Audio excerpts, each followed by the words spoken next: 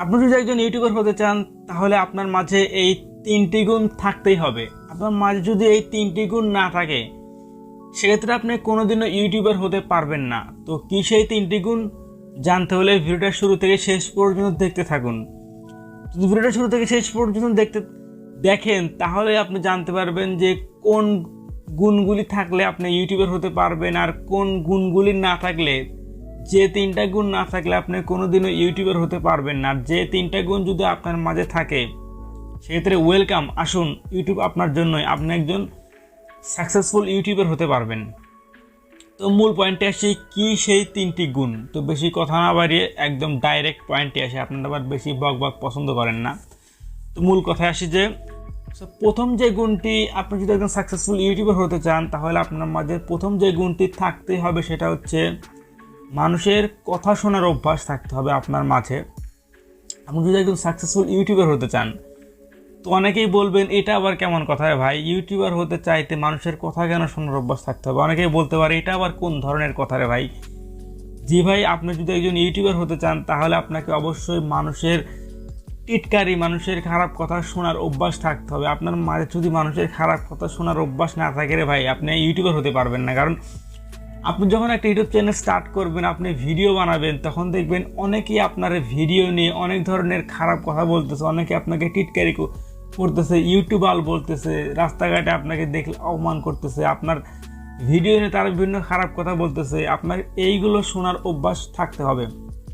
যদি আপনি এইগুলো শোনার অভ্যাস না থাকে আপনার, সেক্ষেত্রে আপনি রাগ করে ইউটিউব ছেড়েও দিতে পারেন। সো আপনি যদি একজন সাকসেসফুল ইউটিউবার হতে চান তাহলে আপনাকে এই যেটা বললাম আপনাকে এটা থাকতে হবে ভাই। আপনাকে অন্যের কথা শোনার অভ্যাস থাকতেই হবে। কারণ এটা প্রথম আপনাকে অনেকে কথা বলে, বাট আপনি যখন একজন সাকসেসফুল ইউটিউবার হয়ে যাবেন, আপনি যখন একজন সাকসেসফুল ক্রিয়েটর হয়ে যাবেন, তখন কিন্তু আর তারা আপনাকে এই কথাটি বলবে না, তখন আপনি তাদের কথা বলবেন। কিন্তু প্রথম দিকে, শুরুর দিকে আপনাকে মানুষের কথা শোনার অভ্যাস থাকতে হবে, মানুষের কথা আপনাকে শুনতে হবে। যদি আপনি শুনতে পারেন তাহলে আপনি ভবিষ্যতে আপনি একজন সাকসেসফুল ইউটিউবার হতে পারবেন। এটা হলো নাম্বার 1। এখনও কিন্তু 2টা আছে, 2টা বিষয় আপনার মধ্যে থাকতেই হবে, তা না হলে কিন্তু কাজ হবে না। তো সে 2টা কি, নাম্বার 2 হচ্ছে আপনার মানে কোনো কিছু না পেয়ে, কোনো ফিডব্যাক না পেয়ে বছরের পর বছর, মাসের পর মাস, দিনের পর দিন, সপ্তাহের পর সপ্তাহ আপনাকে কাজ করার একটা ক্ষমতা থাকতে হবে। মানে আপনি যখন ইউটিউবে কাজ করবেন, কোনো আর কি মাসের পর মাস কাজ করবেন, সপ্তাহের পর সপ্তাহ, বছরের পর বছর কাজ করবেন, কিন্তু কোনো ফিডব্যাক পাবেন না, যে কোনো ফিডব্যাক পাবেন না। সেই সময় যদি আপনি ধৈর্য ধারণ করতে পারেন, আপনি যদি কোনো ফিডব্যাক না পেয়েও আপনি যদি রেগুলার কাজ করতে পারেন, কন্টিনিউ, ফিডব্যাক আসতেছেই না, ভিউ আসতেছেই না, সাবস্ক্রাইবার বাড়তেছেই না, বাট আপনি যদি রেগুলার ভিডিও আপলোড করতে পারেন, মানে এগুলো বাদ দিয়ে একদম যা হয় হোক, আপনার মূল টার্গেট রেগুলার ভিডিও আপলোড করতে হবে। যে কোনো একটা টাইম ফিক্সড করবেন, সেই টাইমে আপনাকে ভিডিও আপলোড করতে হবে। আপনি যদি এরকম কাজ করতে পারেন, যদি আপনি কোনো ফিডব্যাক না পেয়ে, কোনো কিচ্ছু না পেয়ে যদি আপনি রেগুলার বছরের পর বছর, মাসের পর মাস, সপ্তাহের পর সপ্তাহ যদি আপনি কাজ করে যেতে পারেন, সেক্ষেত্রে আজ না হোক কাল কিন্তু আপনি একজন সাকসেসফুল ক্রিয়েটর হয়ে যাবেন। আর এই কথাটি বলার পর একটা গল্প মনে পড়লো, সেটা আপনাদেরকে একটু বলি। যে একটা বাঁশ ছিল যেটা চায়নাতে হতো শুধুমাত্র, সেটা বাঁশের নাম হচ্ছে চাইনিজ ব্যাম্বো, যেটা চায়নাতে পাওয়া যায়, বাঁশটার নাম চাইনিজ ব্যাম্বো। তো এই বাঁশটা হচ্ছে আপনার গ্রো হতে, মানে বড় হতে একটু টাইম লাগতো, বাট এটা যখন বড় হয়ে যেত তখন কিন্তু এই বাঁশটার দাম অনেক বেশি, এই চাইনিজ ব্যাম্বোর দামটা অনেক বেশি, কিন্তু কেউ এটা চাষ করতো না, কারণ এইটা আপনার বড় হতে অনেক দিন লাগতো, অনেক সময় লাগতো। তো একজন কৃষক ভাবলো যে সে চাইনিজ ব্যাম্বোর চাষ করবে। তো যখন ভাবলো সে কাজ শুরু করে দিল, তো সে চাইনিজ ব্যাম্বো গাছ টাছ লাগালো। সে ঠিকঠাকভাবে কাজ করতেছিল, পরিচর্যা করতেছিল, পানি দিচ্ছিল, মানে সব কাজ ঠিকঠাকভাবে করতেছিল। এরকম দেখতে দেখতে 2-3 বছর পার হয়ে গেল। তারপরে আসলে এই গাছের কিচ্ছুই আসে না, মানে এই চাইনিজ ব্যাম্বো গাছের কিছুই আর কি হয় না। কিন্তু সে কাজ ঠিকঠাকই করতেছে, মানে কাজ ঠিকঠাকই করতেছে, সঠিকভাবে গাছের পরিচর্যা করতেছে, পানি দিচ্ছে, সব ঠিকঠাক আছে, কিন্তু তার বাঁশটা, চাইনিজ ব্যাম্বোটাই আর কি হচ্ছে না, কিচ্ছু হচ্ছে না।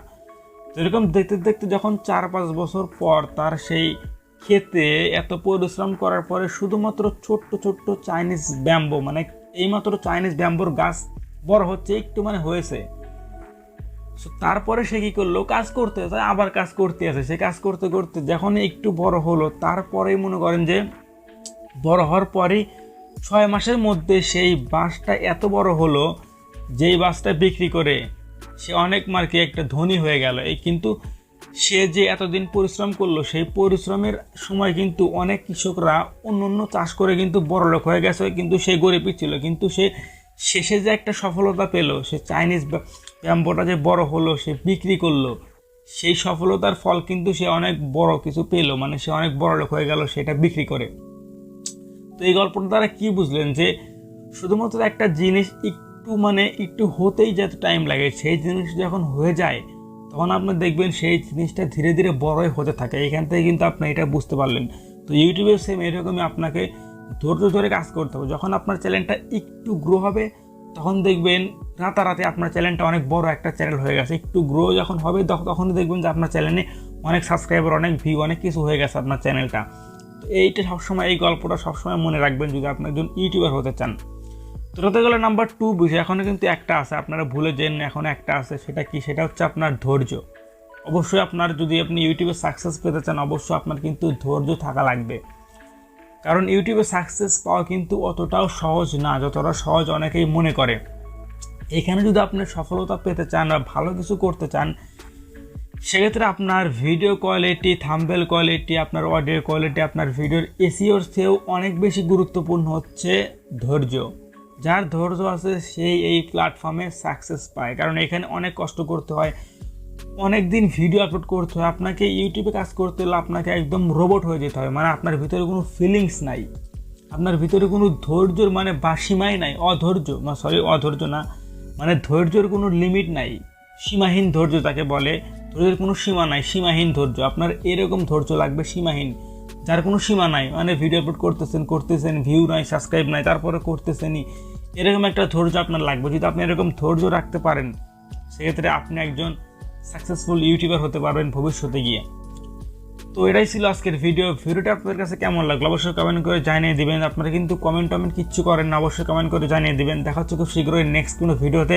ততক্ষণ পর্যন্ত ভালো থাকুন, সুস্থ থাকুন, দেখতে থাকুন শান্তরিক 360 ইউটিউব চ্যানেল।